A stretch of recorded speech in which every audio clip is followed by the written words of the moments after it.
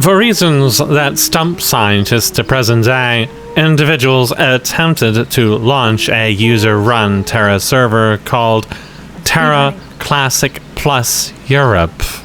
Tera is an interestingly jank MMO that has non-standard controls.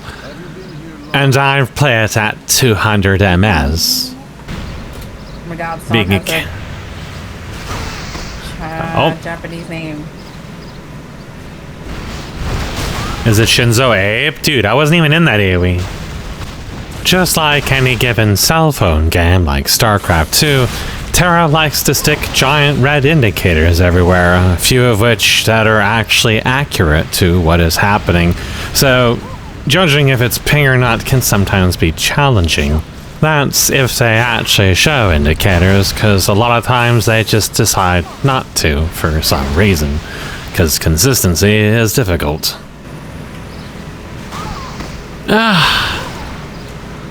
I am gonna actually have to use iframe for every single thing this dude does. Despite the incredibly high ping, actually, the Tera server performed substantially more reliably than Naraka Bladepoint does at 70 to 80 ms because Unity doesn't have netcode, and Unreal 3, or whatever version of Unreal 3 this is, appears to have supplied them with something that just works. Surprise, surprise, although there are some bugs like the teleport not showing its graphics half the time, and of course the aforementioned existing vanilla issues like the indicators being completely fucking wrong. I was surprised by how well it works. There's nothing particularly impressive about Tera. It's just a basic combat system brought into an MMO environment during an era where all MMOs were literal carbon copies of World of Warcraft, one of the most brainless quote-unquote RPGs I've ever had the misfortune of spending literal decades playing. Notwithstanding the fact that the vast majority of MMOs to come after Tera, like Final Fantasy XIV, had worse combat than World of Warcraft, much less Tera. It's somehow stayed in the hearts of many players because of this. Tera doesn't come within a shadow of what you can actually do just with the assets that it has. Apex X, of course, makes much better use of it with an actual combat system. But coming into something that I had played during its launch, before, of course, the developers of Tera just deleted my founder account, because why wouldn't you do something like that? It's no wonder why the game fucking died. Well, it's still interesting to see it work so well on 200 ms when Naraka can't. The launch of the private server wasn't any worse than any of Blizzard's launches for World of Warcraft. The first day, you couldn't do anything. I was able to make a character, but that's about it. Many of the names that my friends attempted to reserve were already taken immediately, even though only a few thousand people attempted to actually make characters, and chances are only a small portion of that percentage even got in. Only a day later were you able to actually get into the server, and the starting zone was incredibly overpopulated because so few channels were automatically generated. So getting past the first quest, the first hurdle of killing a handful of basilisks and other things, was extraordinarily annoying. It was hard to steal tags because of 200 ms. It took me about an hour to get just the 5 basilisks that I needed to progress to the areas that you see now, and that's why the population seems slightly more manageable. But these recordings are hand-picked. I never recorded the vast majority of my playtime, which was spent aimlessly running around looking for something I could fucking attack, because there's no such thing as shared credit. As enemies got faster animations and timings became much tighter and tighter, the immense input delay I had, plus the fact there really is no animation cancelling to speak of, made some of the fights actually quite lethal, the worst of which was the Hydraths that would stun, slow, and otherwise fuck me up on contact. I can only imagine how annoying it would be on melee. I don't think I'll be able to duo and solo dungeons nearly as easily in this as I did in the official servers, where it was much more responsive.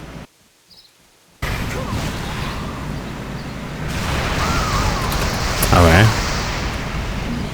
Indicators? LOL. How did that not hit me?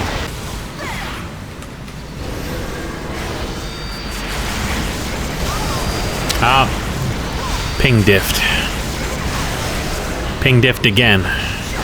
This one's gonna suck.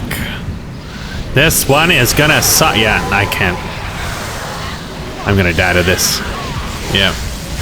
While one can only hope, as this relatively small group of individuals attempts to patch their way around the server issues, hobbled by the lack of ability to properly reverse engineer the game, as allegedly the server they're using is quite powerful, but the software side is holding them back. I don't particularly expect to ever be able to play this well, being in North America, particularly Canada, of all places, West Coast. My EU ping will always be absolute shit. So I was surprised to see at least some of the game perform as reliably as it did.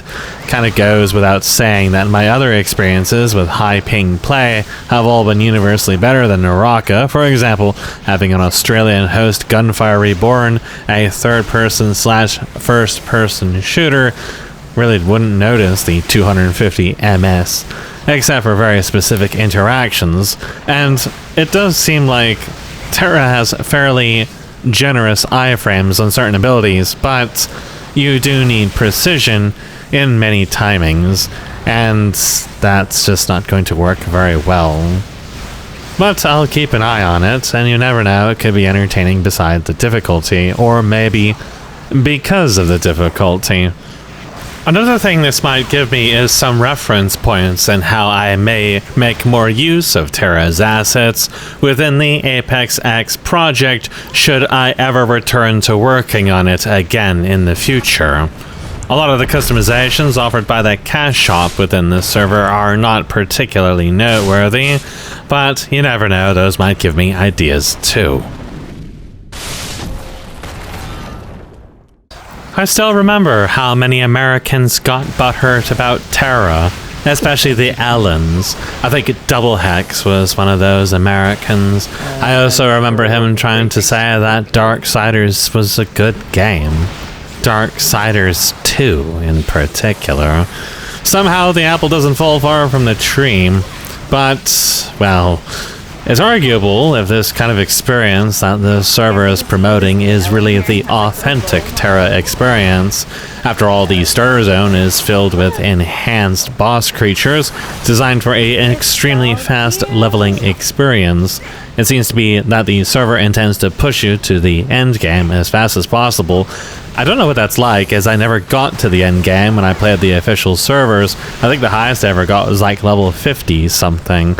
That was about the time it started to really slow down two-manning dungeons, because the archer just really didn't do much damage, and my friend was a tank, so it was kind of a slog to actually go through things. But here I have a couple of individuals who might play with me, all of which whom are also very laggy, although not quite as laggy as I am since they are East Coast. But you never know. It could be quite interesting. It certainly will be different than what I've been playing thus far, although I won't be able to put much time into it. I am not the target audience for this product. I live in the 52nd state, so I never will get good performance in this, and I should never expect it. I can always, however, respect the effort to keep these games alive and try to build a version of them that takes all the allegedly best features out of the different versions and composite them into something. Of course, there's many things I would do to change it, but that's just me, and those changes are likely not even possible to conduct within the limitations of what they have, like removing the indicators and making all the fights actually interesting. Of course, that goes beyond the scope of running a server for an existing game. I extensively recorded Tera when it was current content. For the XXC series and the Tera-based compilations I released on my OG channel years and years and years ago now. Coming back to it after so long, of course, it feels much less responsive and playable than back then. But at the same time, it feels like very little has changed at all, because I'm much more used to the release versions of it than whatever they did in the later versions. I only tangentially played the Valkyrie and some other stuff like that. Of course, again, because the developer showed such disrespect to its original supporters, I had no reason to stick around. So I'll certainly keep an eye on this and see what becomes of it. I think the server's having a little bit of a foxy and it's cooked.